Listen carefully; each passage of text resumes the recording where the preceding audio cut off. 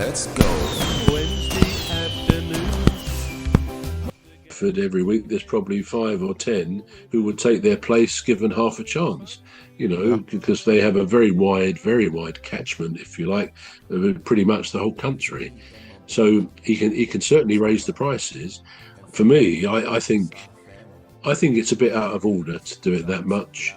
They're going to get a new stadium, but they already pay quite a lot for season tickets inevitably. And it just seems to me that in an industry where the performers, the players, earn by normal standards crazy money, as they do in top sports around the world. I mean, you look at American sports people, basketball, American football, they earn absolute fortunes. But then so do the Premier League footballers by most standards. So to then hit the fans again when they're paying, on these massive contracts for these players, often over 5 or 6 years, so they're committed to that, and then charge people who earn a regular sort of salary or wage enormous amounts of money relatively to go and watch. I think it's short-sighted, because somehow, in some way or another, that could eventually backfire. People will say enough is enough, but as I say, I don't think that's the case at the moment. That the cake is big, and the clubs know they can charge really what they want, because people love watching Premier League football, as I do. I mean, Palace are not too bad on the prices, but I've no doubt it will go up again this year. But so be it. I love going to football, and I'm going to more and more away games. So yeah, it's one of those things. It's supply and demand. If the demand is there to pay these prices, people would do it. But I don't think Sir Jim Ratcliffe, is going to be the most popular man. Certainly in the interim of preparing the new stadium. It's going to be interesting to see how it comes out, isn't it? Yeah.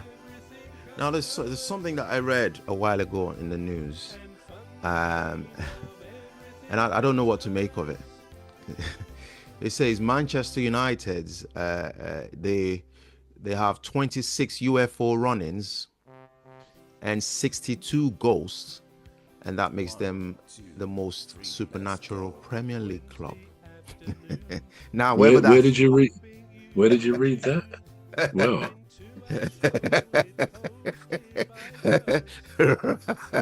weird, completely weird.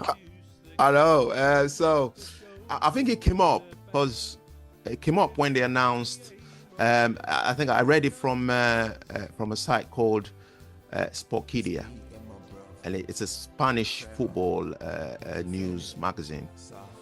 Now, how true that is, I don't know, but it certainly came out when they announced that they were gonna start to when they announced the plans for a new stadium, basically. So maybe that's behind the wanting to knock it down. I don't know. Well, it makes you wonder, doesn't it? Well, it could also be behind the problems the club is having. Yeah, there's a jinx on them, a curse of some sort. And that's an interesting thought, isn't it? If you believe in that sort of stuff. Well, I don't believe it's the cause of the poor performance. No, I don't. Boy, it certainly makes a good story. or backstory, yeah. So how do you see that you say about their performances, and they haven't been good generally, as we know. But how do you see? I mean, I've said I think that it's going to be interesting in the summer. Do you agree with that? Soft family and the ladies, Dr. Gladys and Phantom and Rose. We all have a lovely show every weekday. So join us for a lovely show. Say hello to Phantom, Dr. Gladys. As we know. But how do you see? I mean, I've said I think that it's going to be interesting in the summer. Do you agree with that? That they're obviously going to offload people they don't feel have really made the grade with them. And again, there's not that many top footballers around the world who the clubs like Manchester United, Liverpool, Man City would actually go and buy because they're just not available, or they don't want to come here, or whatever else. So there's a limitation. I mean, it's not like any of these teams are going to suddenly produce 3 or 4 world-class footballers who they can quite easily buy and be able to afford the wages of these players. So it's going to be very interesting. But do you see it like that their next season or two will depend on this summer's transfer activity? Do you see it like that? Well, there's 2 things that comes to mind. One is Paul Pogba. He's still he's still hanging around there. He's not coming back. He's not coming back. He's still hanging around there like a bad penny. Well, you never know. But the other one is, the most important one is the management itself. So Sir Jim Ratcliffe, he wants too much money for the players that he's got at the moment, because even Rashford is having problem there. They don't want to keep him. Aston Villa, where he's gone, because of this same problem. They're demanding too much money. So I think that was what happened in the January transfer window. He wasn't ready to let go for the asking price, which would be the market price. Well, you don't want these players, offload them, but he's trying to balance the books with these players, which is not going to happen. It's either you want to win the games, get good players, which would come. You've got to sacrifice something. Something's got to give, and he's not ready for that. He's not ready for that. He's wanting to make a lot of money.